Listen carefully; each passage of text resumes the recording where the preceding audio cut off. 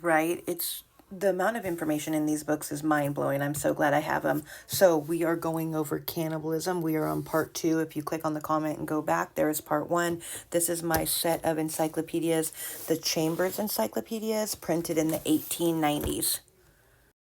Okay, but the puzzling question of exophagy and endophagy have not yet been at all well worked out, and in the meantime, it is impossible to establish any hard and fast generalizations that will account for all the contradictory facts. For example, we find, as has been said above, North Australian tribes who eat their slain friends but not their enemies, while others eat their newborn children, or in some cases, only the eldest.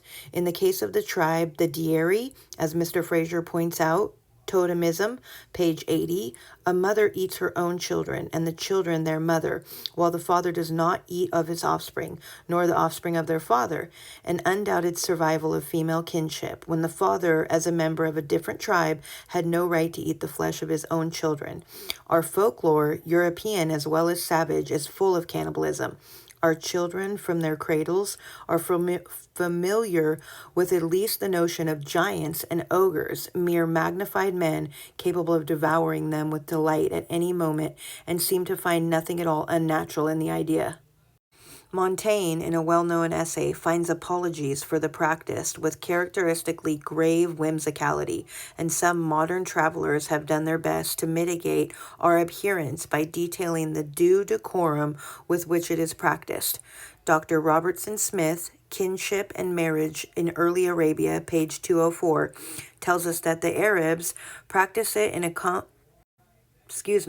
at a comparatively recent date, and points out that the prejudices against eating certain animals, prejudices amounting to absolute disgust, and based on the theory that these animals are men in disguise, cannot all have sprung up after cannibalism ceased, and must therefore have been in the first instant prejudices confined to certain stocks which objected to eat animals of one blood with themselves.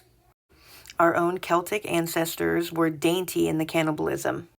On the excellent authority of St. Jerome, and indeed we find traces of the practice in the prehistory of almost every people. Not only were the early Christians supposed capable by their pagan neighbors of eating children, a belief no doubt due to a misunderstanding of the words, often anthropomorphic enough, in which the Eucharist was spoken of by an impressionable and imaginative people, but even so late as 1782 in Hungary, it was possible to execute as many as 45 gypsies on a charge of cannibalism. The origin of the word itself conveys not a little information on the subject. The Spanish cannibal is merely a corruption of the native caribal or carib or Caribbean, synonymous with brave, but an early confusion in meaning the Spanish word canino, like a dog, ferocious, undoubtedly implies a reproach to the man-eating habits of these islanders. A question that remains to be answered is the very interesting and much contested one, whether in prehistoric times anthropophagy was a general habit of the human race. Those who assert that it was base their arguments mainly on the fact that the human bones discovered in ancient sepulchral graves are not in their natural position, but are often disposed in the most irregular manner. Further, that the bones are occasionally found broken, evidently for the sake of the marrow within them, and besides, that many of them bear marks of the action of fire.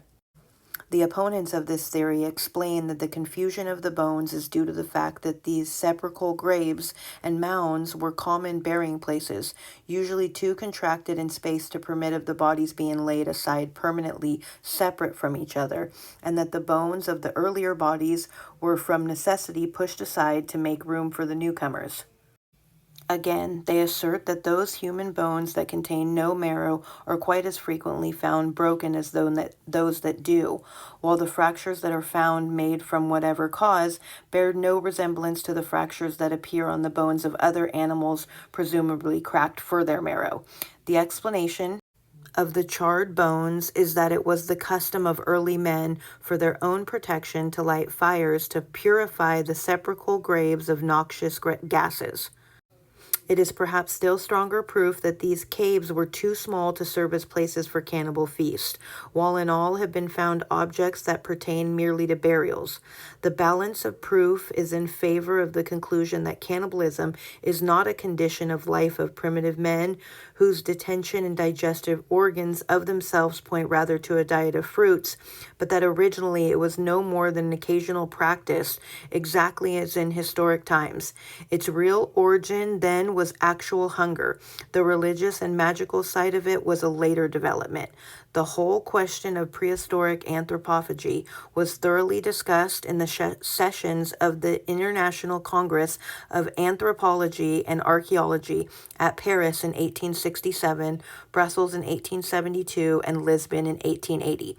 And then it just gives us a whole other list of books to look through of probably facts that pertain to it, which again, I wish I had access to all of these. But what should we look up next?